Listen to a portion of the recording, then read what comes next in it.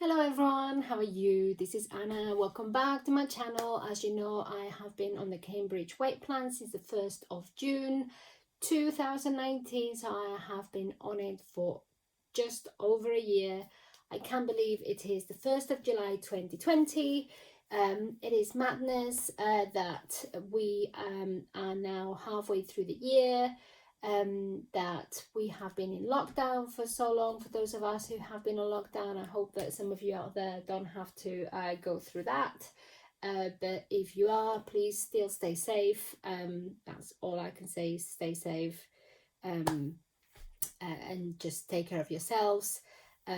Lots of love to everybody out there, and just good wishes, and making sure that everybody's as safe and sound as possible, yourselves, your families, everyone and you're keeping alert and taking care of yourself throughout this period.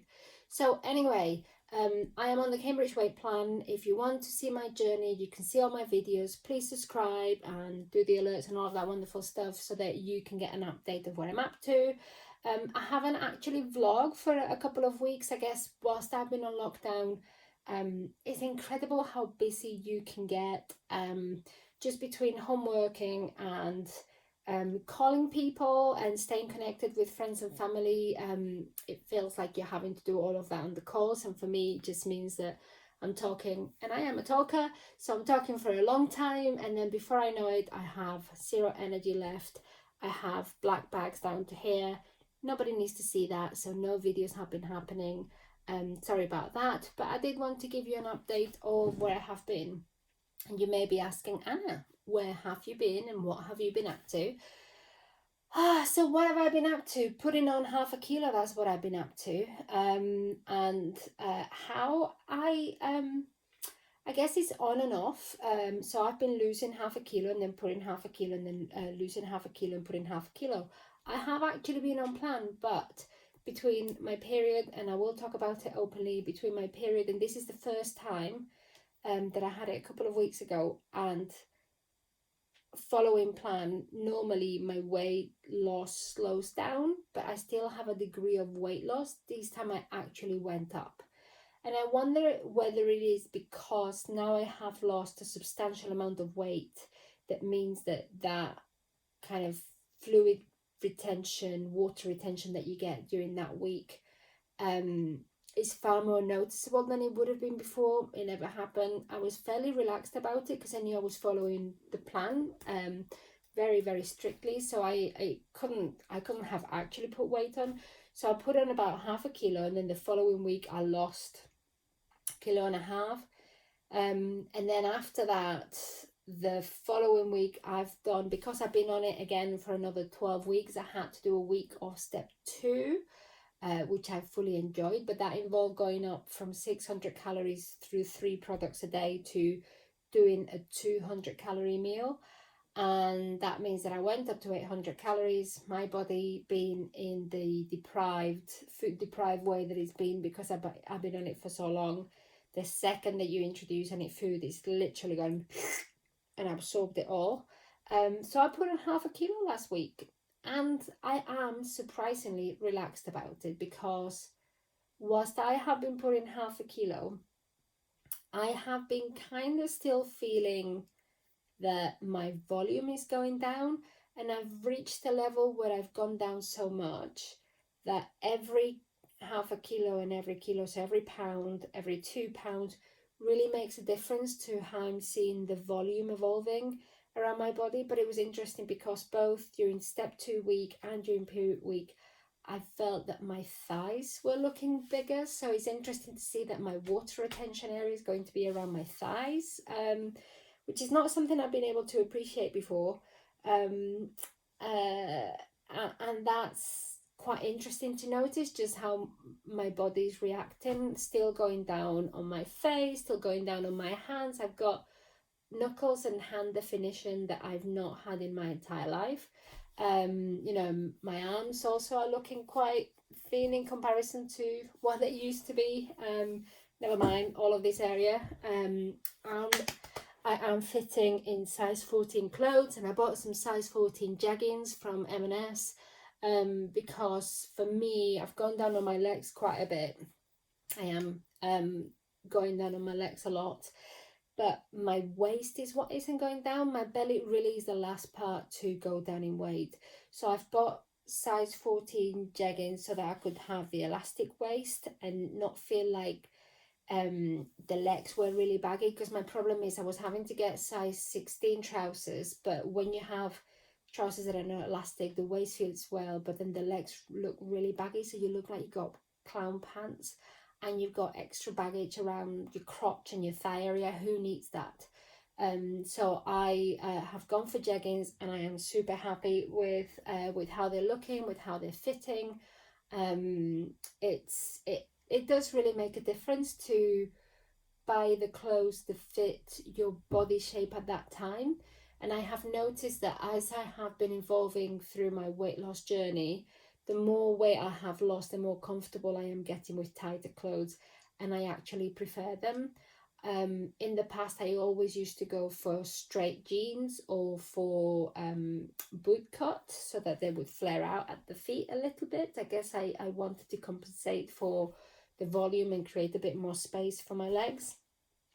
But now the tighter the better, because whenever I put anything that is baggy or that is flary, I just feel really big. It doesn't help me feel good. And what I've noticed is on days that I go back and I put clothes that I kind of make do now, that don't quite fit as well, I feel quite frumpy, and it does make me feel and remind me of the days when I used to wear the clothes that I was able to fit into. Not necessarily because I could, it was the clothes that I felt the shape would suit me the better, would hide the most, and that would feel the most comfortable wearing.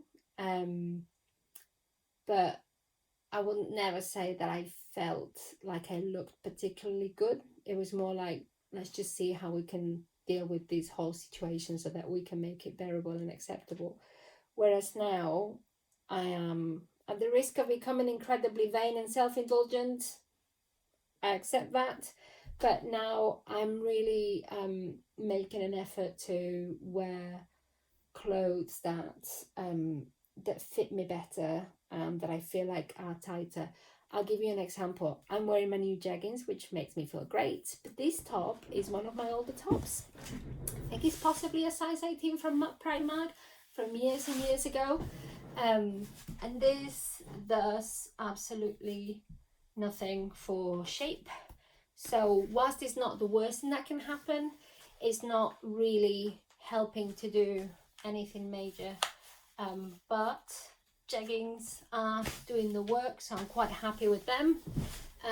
So yeah, you win some, you lose some, but it's still a bit of a reminder that I do need to go through my clothes on a regular basis, and I am trying to do that. I've got a permanent bag for charity where I just put something on, and if I get to the point, this is going to go in that charity bag today, where if I feel like it doesn't suit me the most and it doesn't do the best service for me in terms of how I feel or how I look in it, then it just goes in there. So yeah, I've been having to do a few purchases online. It's a good job that most shops are desperate with the sales to sell you because anything that they can. So I've been taking a little bit of advantage of that.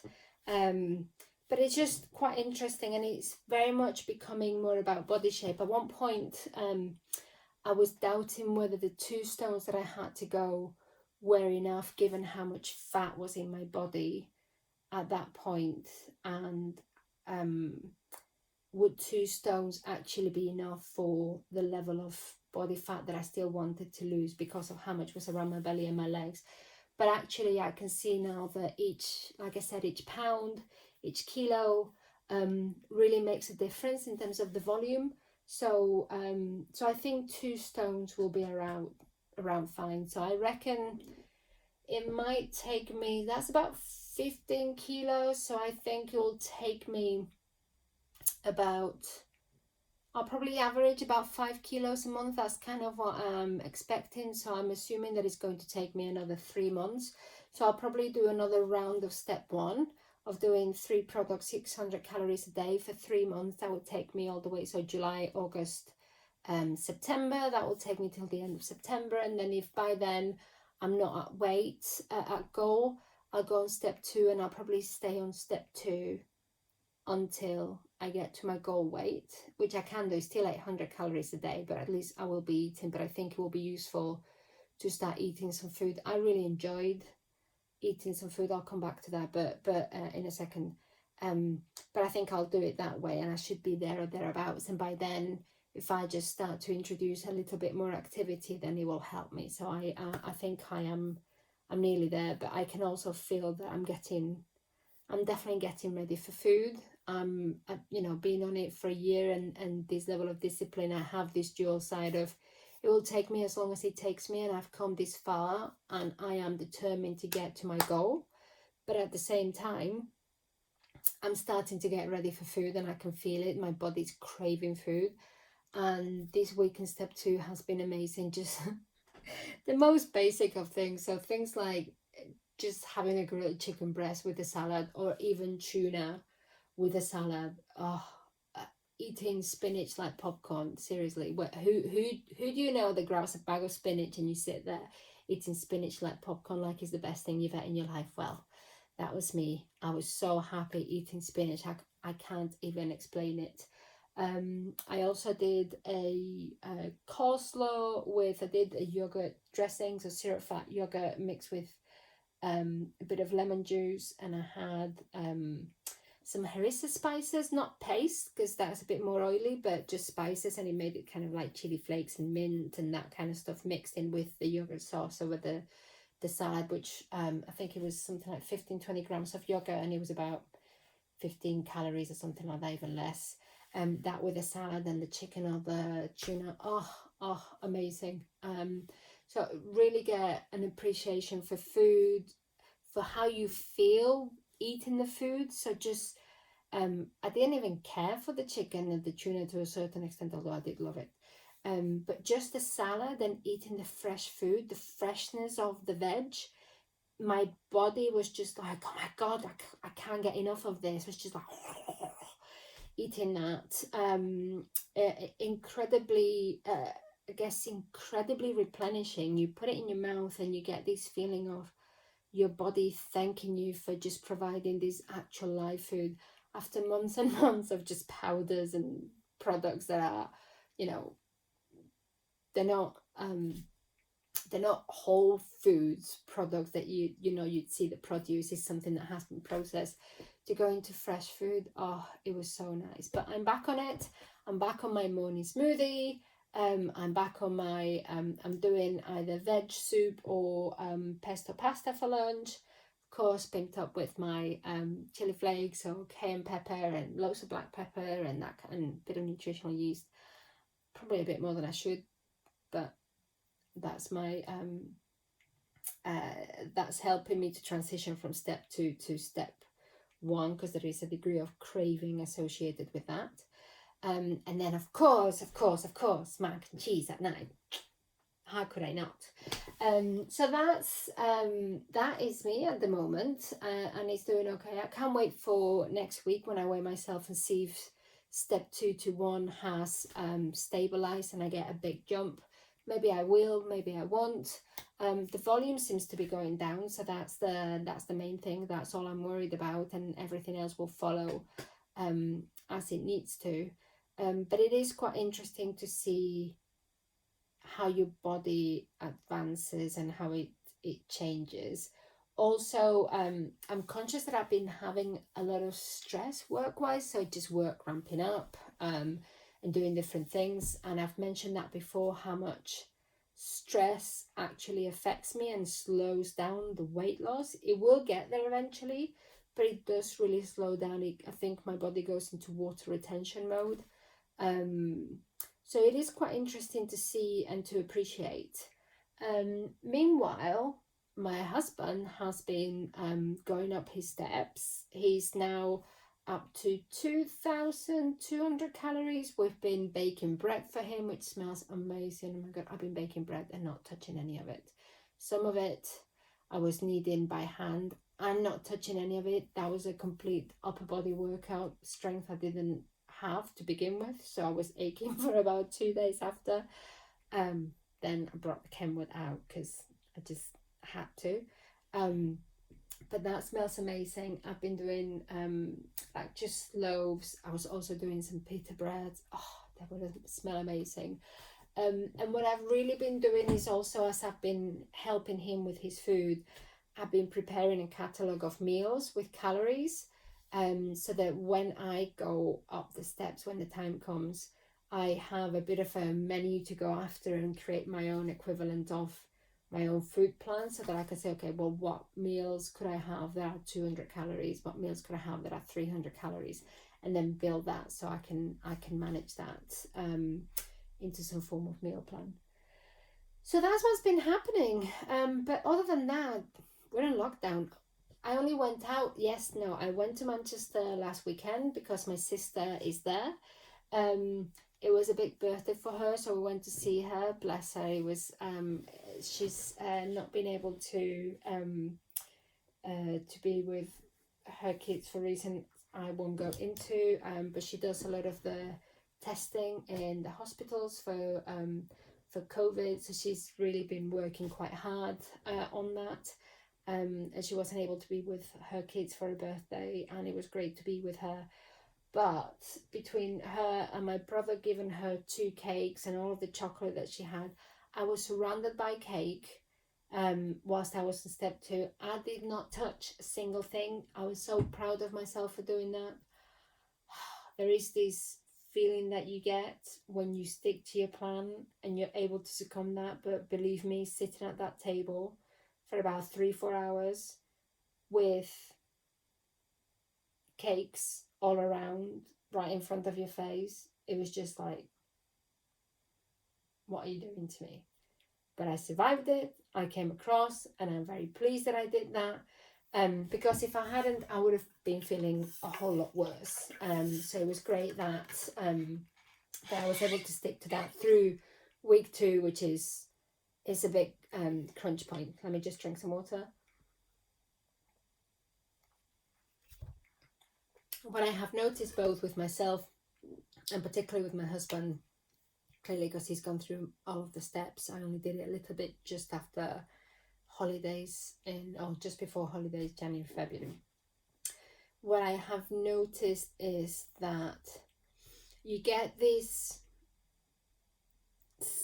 sticking to the plan. Once you go past the first week and you're able to stick to it more normal, sticking to the Cambridge plan gives you this sense of power and control, and like you've got this. You feel like in control. You can see the weight moving down. You know what to do. It gives you a program, a structure. Is great. As you start introducing food, the training wheels come off, and it's down to you to establish that discipline. And it's not quite as straightforward, but that's where you really, really need to be disciplined and careful. So that's what will really test you. So as much as people think that sticking to the Cambridge Weight Plan and sticking to the products is the hard part, that is not it. It's getting past the transition points and adjusting to a new normal that is the real challenge. And that's what I've noticed. So as you start the plan, or as you start a new round, going into step 1, surviving week 1, week 2 of step 1 until you build that habit is your first hurdle. Then you do that. But then every time, and then you are able to stick to that in a way that you feel in control and everything, which is great. But then either through changing personal circumstances or a specific event in your life, or because the time comes when you need to move on to the next step and move up a level, those dynamics change, and it does require constant planning and focus and daily recalibration of where you are, what have you done, how are you feeling, and really understanding what you're going through to be able to stick to it, because it would be too easy to get sucked into your subconscious brain's way of trying to get you to crave food and to take. I mean, don't forget, the brain, as advanced as it is, still follows primitive instincts of trying to get you to have as much energy as soon as possible so that you can stay safe and you can have energy to function rapidly should you need to. And we're all like squirrels, just storing for winter. And we've been storing for winter for a number of years, and hence why we're carrying all of this stuff with us. We're carrying all of our wintry acorns in our bodies already. So that's what your brain is trying to make you do. And you know, you introduce a new routine, you get used to it, and then it goes, okay, I know how this works, and it continues, and it kind of calms down and it adjusts. But as you move on to the next step, it's like, hang on a minute, something's changed, let me kick into overdrive again. And all of those old patterns and instincts and things just kick in, and it just creeps up on you without you even realizing. And you have to be very disciplined and understand, I'm going to have 2 weeks of pain, but I need to go through these because I'm transitioning. And really use that transitioning time to work through it and understand that you need to adjust. And then once you've adjusted, then you can think, okay, is this my norm, or what is the next stage? And I find that it's during those transition points that is incredibly difficult.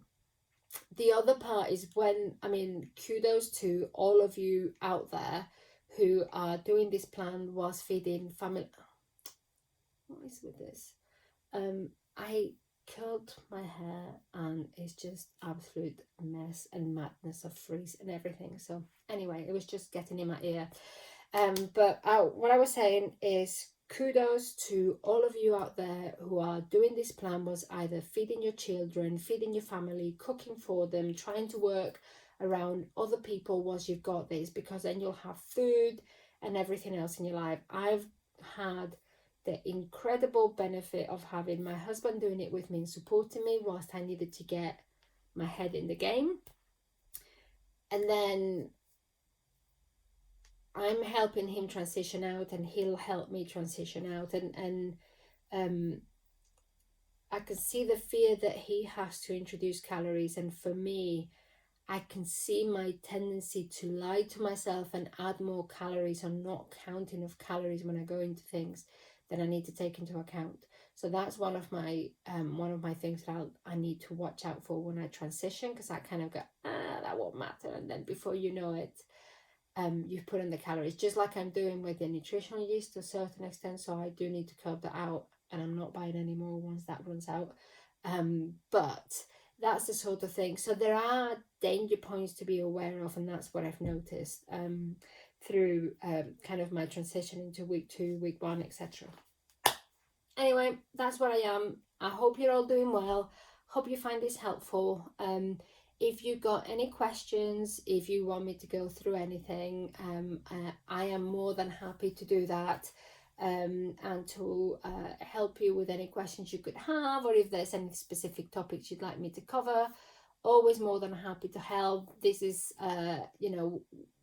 we're all going through these. We're all facing challenging times, and if I can help you with anything, I'll always try to focus on doing that. So take care of yourselves, have a great time, have a great week, and I'll talk to you all soon. Bye.